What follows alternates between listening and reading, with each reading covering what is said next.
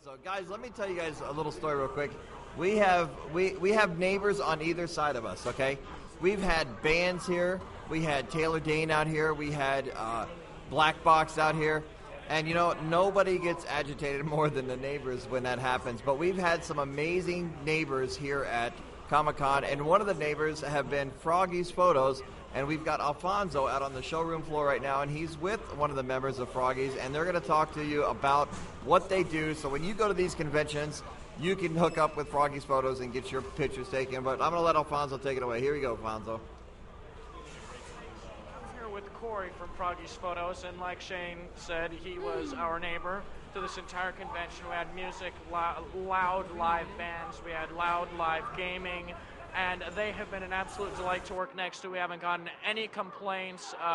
They've been personable and nice to us, and I would like you to tell us all about Froggy's Photos. Let us know what your mission statement is and where we could find you online, at conventions, all that stuff. Excellent, thank you.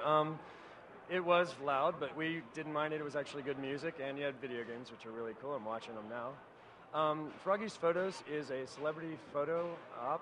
You pay for a photo, you get an 8x10 glossy before you leave. It's not a photoshopped image of a celebrity. It is actually a celebrity that we have contracted to work with us. And Froggy has built up quite a reputation with the celebrities.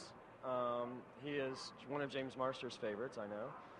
And the fans are starting to like him a lot too. So we travel all over. We're actually starting to branch out, and we're going to have 2 teams going out to different conventions. So you'll probably see us a lot more places. Now, let me ask, how exactly would Froggy's Photos work, you know, regionally without Froggy? Not too well. Froggy is the man, and he is known by Froggy. He's a character. But he runs everything. Yes, and for those at home that are not familiar with Froggy or Froggy's Photos, the reason he's called Froggy is because his everyday, normal speaking voice is a little more like this. Yeah, he talks a little bit like this, and he's a really cool guy, but, you know, you talk to him, and, you know, you feel like you're being dragged through a meat grinder. It often feels like that working for him, too. No, I didn't say that, did I? It's not like we're live or anything. No. So tell us a little bit more about Froggy's Photos. How long has it been around? What would you say has been your biggest celebrity to date? And how about, why don't you tell us a few of the celebrities that you've actually had at this Comic-Con with us? Well, at this Comic-Con, we had Edward James Olmos, which, if you ask me, that's pretty big. Oh, yeah. That's Stand one and of my deliver. favorites, yep. We are having Patrick Stewart at Dragon Con, and that's a pretty big achievement. Patrick has not done conventions for a while, nor has he done photos. It's a little costly, but you can thank Froggy for having him out, and I believe it was Jonathan Frakes and Brent Spiner, Data, and number one, who convinced him. They said, Patrick, this guy's good, come on out and he'll do a good show for you. So I think Patrick to date will be our largest celebrity. Some of the people I've worked with that I've really enjoyed, Doug Jones, wonderful guy, really friendly, and the opportunity to work with him, Gigi Edgley. I've been doing this about 3 years with Froggy. I believe he's been doing it for about 8 years now. He started out as just another convention goer like us, taking photos, putting them on DVD, selling them to the fans, mostly of just the entire convention. And people started recognizing, celebrities did, and he was invited back to shoot them. And he thought, well, I'll start a business, and that's where it became. And this has really blossomed for Froggy? It is. It's taking off in another direction now. Again, we're going to be dividing into 2 teams, and hopefully more in the future. So wow, you know, this is a great story of people, you know, coming from nothing but growing into something right here at Comic-Con. It actually happened the other day. We interviewed a small artist. You know, he just put together a comic book, and he was trying to find somebody to buy it. And within 5 minutes of being on the air here on UFragTV, he got a phone call, and somebody was interested in signing him. So, I mean, you know, stories like this abound at Comic-Con. You know, Froggy, just some guy going around taking pictures, getting them signed. Now he has a company, and this company that is growing and growing and splitting. And dividing. And I'd like to say on top of that, that one of the main reasons I enjoy working for Froggy is that the first year I met him, I realized that what he's offering is a clear picture of the celebrity. You pay a lot of money for these things, and then I'd been to conventions where you hand your disposable camera to your friend, And you pay $20 to get a photo with the celebrity, and you get the pipe and drape behind you. You get a Klingon in the background, and you're all out of frame. Yeah, and the Star Wars fans don't want to Klingon in the background. You don't want to Klingon anywhere, really. But he actually takes the decent photo and puts it up there for you. So it sold itself, really.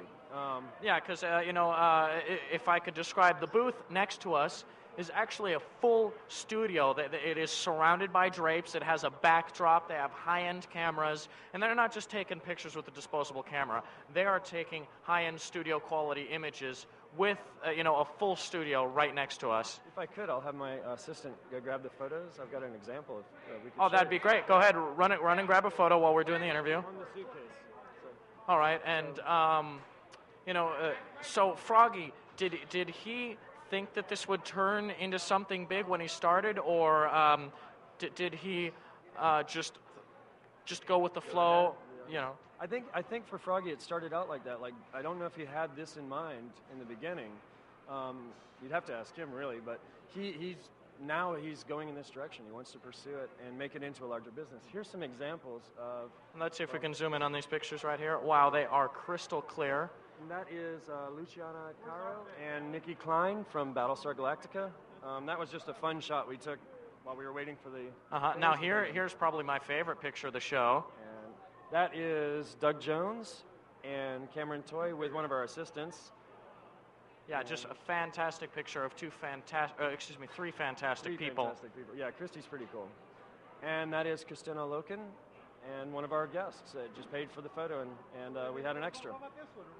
Oh, look, here comes another one. Here comes one more. This is a pretty big group shot. We've got, all right, let's see, there's Christian in the middle there, next to Edward James Olmos. So who are the ugly non-celebrities in this picture? Not sure who she is, but she's not so ugly. Yeah, she's a hottie. But who's this guy, and the guy on the end? I don't know, but, I have a feeling that, if they were looking in a mirror, the reflection would be screaming right now. Yeah. So that's what we do. Those are our photos. And hi. Can I help you, sir? The ugly guy? Puna, come here. Oh, Puna. Yeah, Puna, exactly. The other guy. I'm talking about the other guy.